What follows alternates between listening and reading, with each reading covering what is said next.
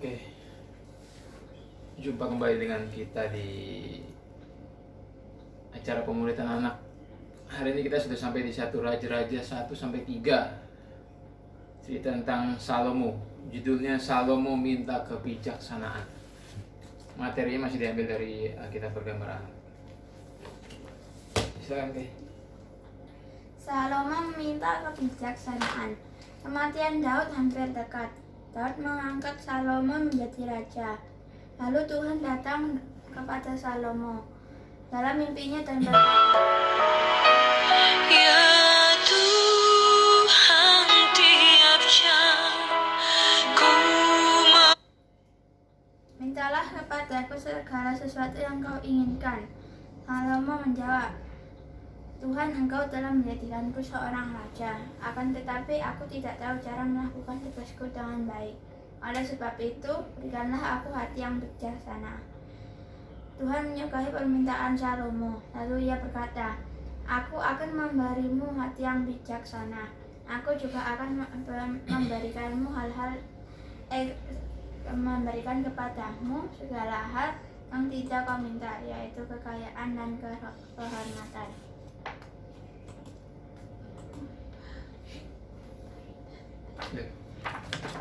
Oke, seperti biasa kita buka dengan Injil. Injil adalah kabar baik. Apa kabar baiknya? Kabar baiknya adalah Allah turun ke bumi dalam rupa manusia yang bernama Yesus. Dia menjalani semua perintah Bapaknya di perjanjian lama dengan sempurna. Sampai pada akhirnya dia masuk ke Yerusalem, dia ditangkap, dihina, dipukul, disiksa, dan disalibkan. Seharusnya kita manusia yang dihukum, tetapi dia tanggung semuanya di pundaknya. Dia ditikam dan diremukkan oleh Bapaknya sendiri untuk memuaskan murka dan keadilan Bapaknya. Dia mati di kayu salib, dikuburkan, 3 hari kemudian dia dibangkitkan sebagai tanda pembayarannya telah lunas. Dan nama baiknya telah dipulihkan, karena Yesus bukanlah seorang penjahat, melainkan anak Allah. Anak kebangkitan Yesus adalah lambang kemenangan bagi kita orang dosa. Jadi kita orang dosa supaya bertobat dan percaya Injil, agar dapat diselamatkan dan dapat masuk ke surga dengan mengandalkan kebenaran Yesus.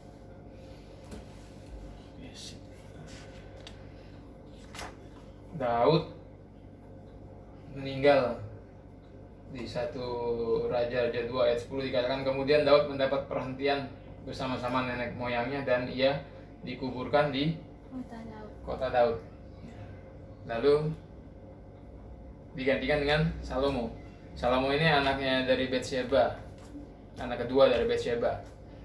Ya, yang Daud berzina dengan Batsyeba, suaminya dibunuh,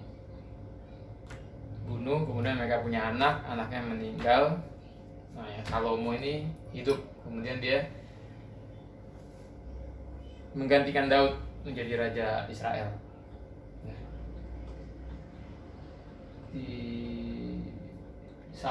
Daud memerintah orang Israel selama 40 tahun. Di Hebron ia memerintah 7 tahun dan di Yerusalem memerintah selama 33 tahun.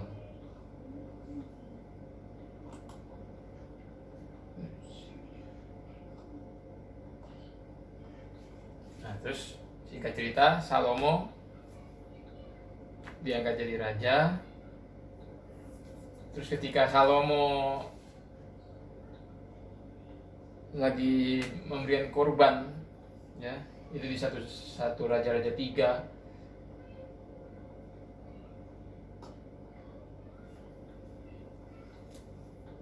Raja-Raja 3 ayat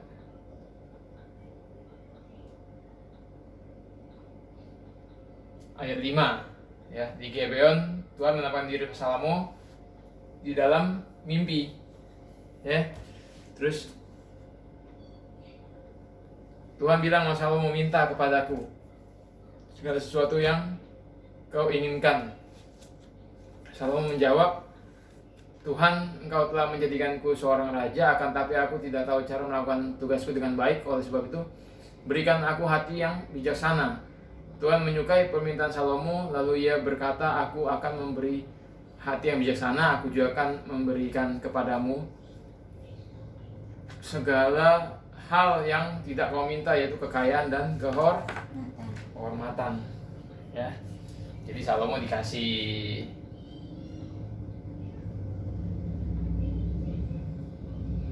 hati yang penuh hikmat dan pengertian, ya, sehingga sebelum engkau tidak ada seorang pun seperti engkau, dan sesudah engkau tidak akan bangkit seorang pun seperti engkau, dan kekayaan, kemuliaan sepanjang umurmu tak akan ada seorang pun seperti engkau di antara raja-raja. Jadi Salomo ini dibilang raja yang paling berhikmat di dalam bangsa Israel. Ya, di 1 Raja 4 ayat 30, sehingga dikatakan sehingga hikmat Salomo melebihi hikmat segala Bani Timur dan melebihi segala hikmat orang Mesir. Ia lebih bijaksana daripada semua orang, daripada Etan, Ezrahi itu, dan daripada Heman, Kalkol, dan Dada, anak-anak Mahol. Sebab itu ia mendapat nama di antara segala bangsa sekelilingnya. Jadi Salomo ini dikatakan orang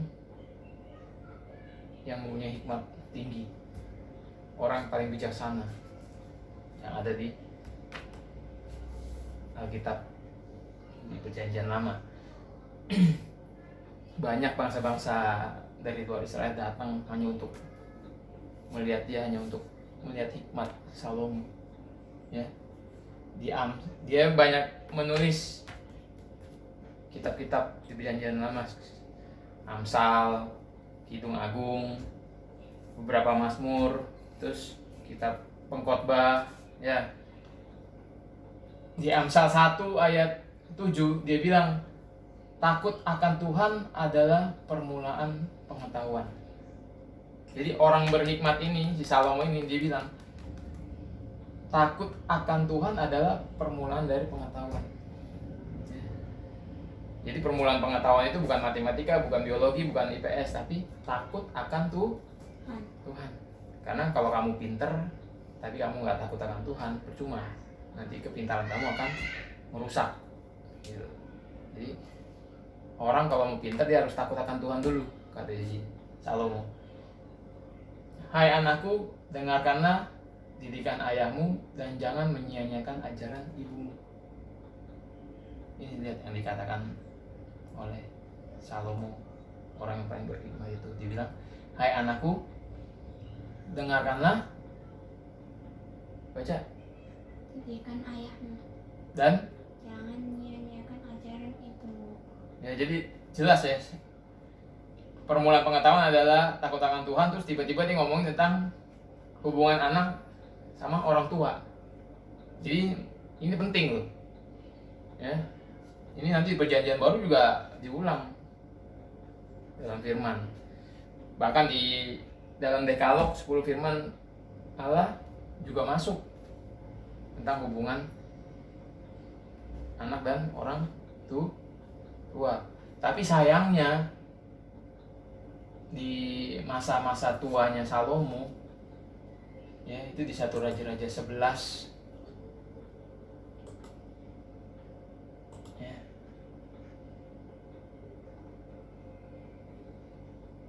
Satu Raja-Raja 11 ayat 1 dikatakan, adapun Raja Salomo mencintai banyak perempuan asing. Dia jatuh cinta banyak perempuan asing.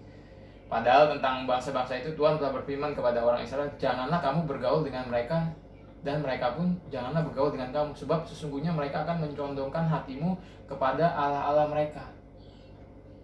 Hati Salomo telah berpaut kepada mereka dengan cinta. Jadi Salomo jatuh cinta kepada wanita dari bangsa-bangsa asing, perempuan-perempuan asing. Tuhan udah bilang jangan bergaul sama mereka, nanti hatimu akan dicondongkan mereka kepada Allah-Allah mereka, berhala. Nah itu benar kejadian sama Salomo.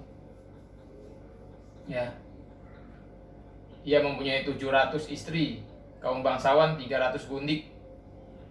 istri-istrinya itu menarik hatinya daripada Tuhan. 1000 istrinya. Istrinya 700, gundiknya 300, itu total 1000. Gundik itu apa? Gundik itu kalau raja, itu dia kan seorang raja. Gundik itu kayak apa ya? Istri muda, simpenan. Itu raja tuh pasti punya. Nah, itu dia sampai punya 300. Dan semuanya itu menarik hatinya Salomo daripada Tuhan. Ya. Sebab pada waktu Salomo sudah tua, istri-istrinya itu mencondongkan hatinya kepada allah-allah lain. Sehingga ia tidak dengan sepenuh hati berpaut kepada Tuhan. Allahnya seperti Daud ayahnya. Jadi Salomo ini di hari tuanya dia murtad. Pindah ke Allah lain. Dia bangun kuil ya, bagi Kamos,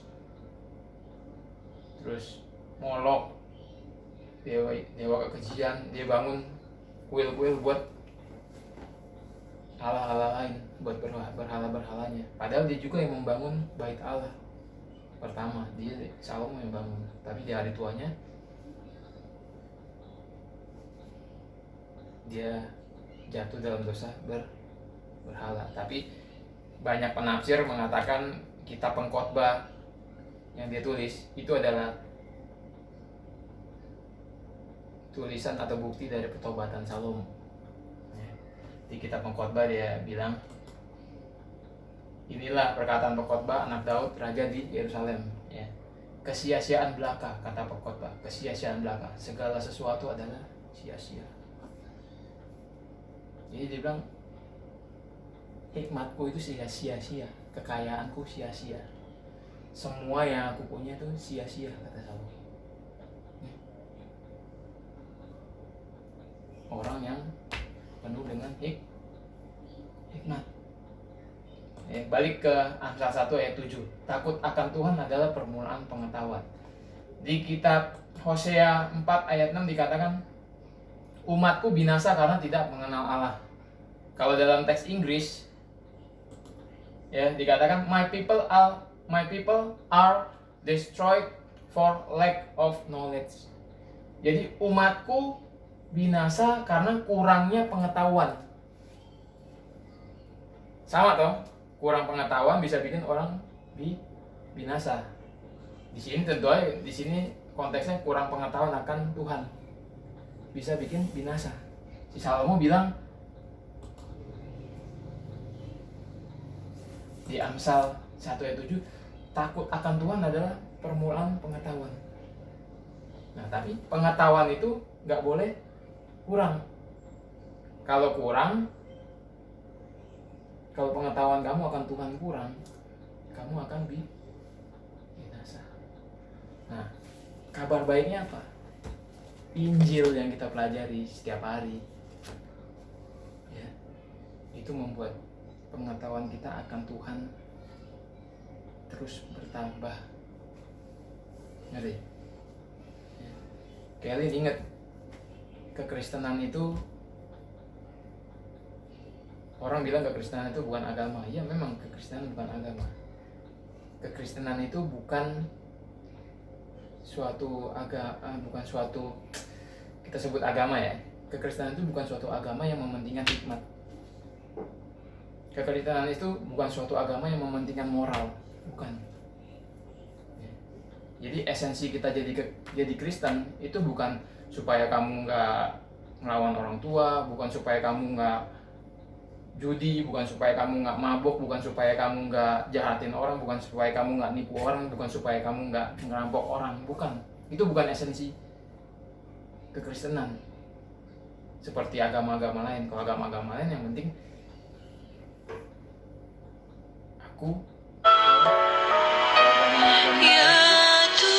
yang penting saya beragama supaya saya bisa menjadi orang baik.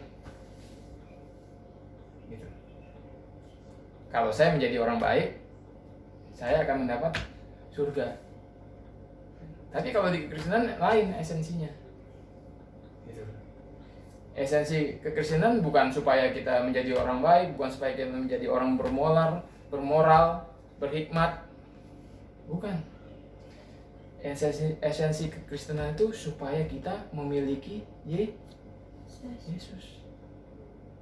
Tapi kan pernah udah bilang, ada suatu quote, orang bilang Yesus yang kamu butuhkan. Yang benar itu Yesus adalah satu-satunya yang kamu miliki. Ya, jadi esensi kekristenan itu adalah memiliki Yesus. Hidup di dunia memiliki Yesus.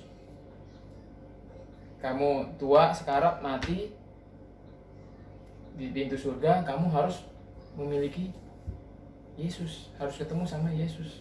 Kalau nggak, pintu surga itu nggak bakal terbuka bagi kamu. Itu ada di Mazmur 24. Ya. Makanya di Perjanjian Baru kita jarang membahas orang-orang berhikmat, orang-orang kaya. Nggak ada orang-orang kaya di Perjanjian Baru. Orang-orang berhikmat Perjanjian Baru nggak ada, hampir nggak ada. Karena esensinya sudah beda. Esensi kita di Yesus, kristosentris, pusatnya ada di Yesus. Nabi Yeremia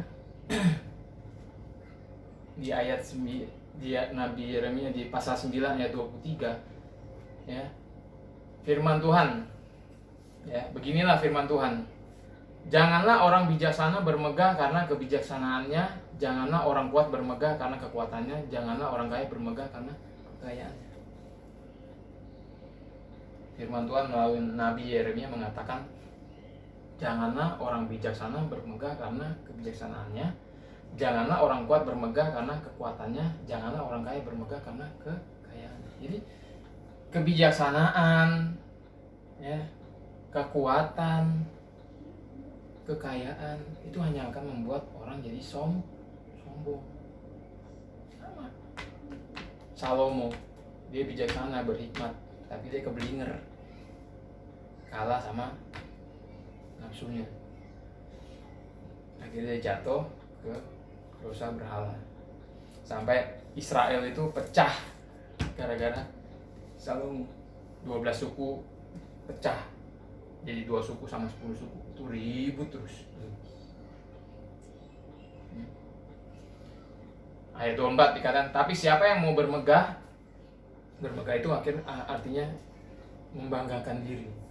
Siapa yang mau bermegah, baiklah bermegah karena yang berikut, bahwa ia memahami dan mengenal aku. Jadi kalau kita mau membanggakan diri, kita hanya boleh bangga kalau kita mengenal Tuhan dengan benar. Ya, pengetahuan kita akan Tuhan lengkap. Tadi kan dikatakan kurangnya pengetahuan akan membuat kita binasa. Ya, ia memahami dan mengenal aku, bahwa akulah Tuhan yang menunjukkan kasih setia, keadilan dan kebenaran di bumi. Sungguh semuanya itu kusukai. Demikianlah firman Tuhan. Kasih setia, keadilan, kebenaran itu kita bisa temukan di dalam Injil. Makanya belajar Injil itu sangat penting. Kalau kita belajar Injil, kita akan belajar tentang atribut-atribut Tuhan, sifat-sifat Tuhan. Itu yang dimaksud dengan kurangnya pengetahuan. Kurangnya pengetahuan kita akan sifat-sifat Tuhan itu akan membuat kita binasa. Tapi di Injil kamu bisa kenal sifat-sifat Tuhan. Kasih setia, keadilan. Yesus harus mati untuk menutupi keadilan dan murka Bapaknya. Itu salah satu atribut Tuhan, keadilan dan murka. Tuhan itu baik. Di Perjanjian Baru, di Injil kita bisa kenal Tuhan itu baik. Kebenaran. Yesus berkata, aku adalah kebenaran, jalan dan hidup. Kita bisa kenal itu di Injil. Kasih setia. Di mana Tuhan menunjukkan kasih setianya? Kalau di Perjanjian Lama dia menunjukkan kasih setianya dengan memberkati umat di Perjanjian Lama dengan berkat jasmani. Tapi di Perjanjian Baru Tuhan benar-benar menunjukkan kasih setianya dengan mengutus satu-satunya anaknya untuk mati bagi kita orang berdosa. Jadi makanya Injil itu begitu sangat penting. Berita, bahkan kalau kamu satukan ini Alkitab, berita yang paling penting, yang paling hebat, yang paling inti, menyelamatkan, itu apa sih? Injil. Gak ada berita lain. Pendeta-pendeta sering berkhotbah tentang Salomo. Paling yang dia khotbahkan hikmat dan kekayaan Salomo. Tapi kejatuhan Salomo jarang sekali disebut. Ya. Paling yang dikhotbahkan, oh iya Salomo berhikmat. Kalau kamu mau sukses harus berhikmat. Ya. Kalau kamu mau kaya harus berhikmat. Buktinya apa? Salomo berhikmat, hancur hidupnya. Makanya tadi kalau bilang kekristenan itu bukan tentang moral dan hikmat. Tapi ketika kamu lahir baru, Tuhan bekerja, Roh Kudus bekerja, kamu dilahir barukan, ada berita Injil, pertobatan, percaya Injil, keselamatan yang dikonfirm oleh Tuhan. Nggak cuma di situ saja, kamu diberikan natur yang baru, hati yang baru, takut akan Tuhan dan firman-Nya, kamu dijernihkan. Ingat Yesaya 36, kamu ditarik dari bangsa-bangsa, dari dunia. Itu semua sudah lebih dari cukup, dari hikmat dan kekayaan. Itu semua sudah lebih cukup dari kebijaksanaan. Dan di situ kita bisa bermegah karena kita mengenal Tuhan. Tapi bermegahnya, kebanggaan orang mengenal Tuhan itu pasti beda. Tapi nggak bisa melukiskan dengan detail. Nanti kamu akan merasakan sendiri apa sih kebanggaan kita ketika kita mengenal Tuhan. Apa sih kebanggaan kita ketika kita kenal sifat-sifat Tuhan, ketika kita mendapat kasih karunia. Kebanggaan kita itu apa? Bukannya kita gembor-gemborkan, bukan. Pasti kita akan lebih bersyukur, lebih menyerahkan diri kepada Tuhan. Makanya kemarin kita belajar, persembahkanlah tubuhmu sebagai persembahan yang kudus. Apa tadi kemarin di Roma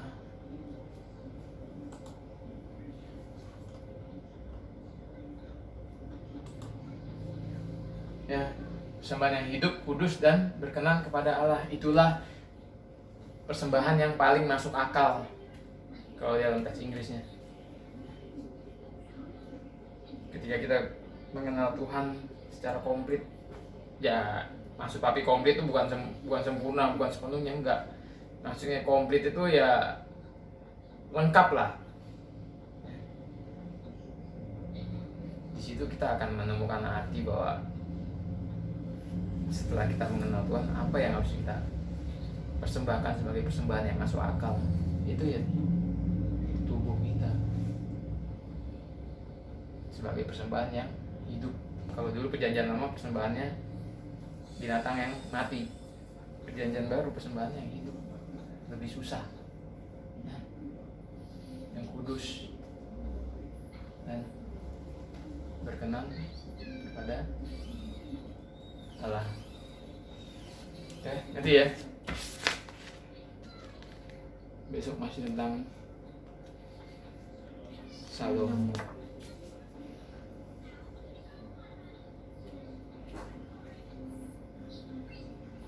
Moral itu, ketika kamu lahir baru, moral itu dituliskan di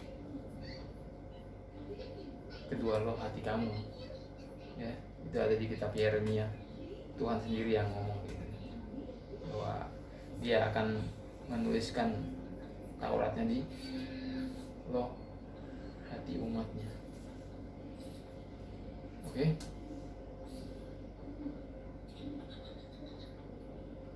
intelligence. Kita pun, kalaupun kita bisa berhikmat, bisa bijaksana, itu semua karena Tuhan, karena Roh Kudus yang ada dalam hati kita. Dan apapun yang kita kerjakan di dalam perjanjian baru, apapun yang kita kerjakan itu semua mestinya memuliakan Tuhan.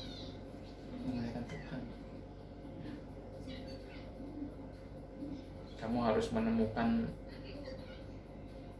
kemuliaan Tuhan di dalam semua kegiatan yang kamu kerjakan sehari-hari. Apakah nonton TV bisa menemukan kemuliaan Tuhan? Ya tergantung apa yang kamu tonton. Apakah main HP bisa memuliakan Tuhan? Tergantung apa yang kamu mainkan di HP. Kalau di HP kamu baca kitab, dengar video khotbah, itu bisa kamu bisa menemukan kemuliaan Tuhan. Tapi kalau cuma main game, nonton YouTube, nonton film, belum tentu. Ya. Berarti, oke. Sampai jumpa besok.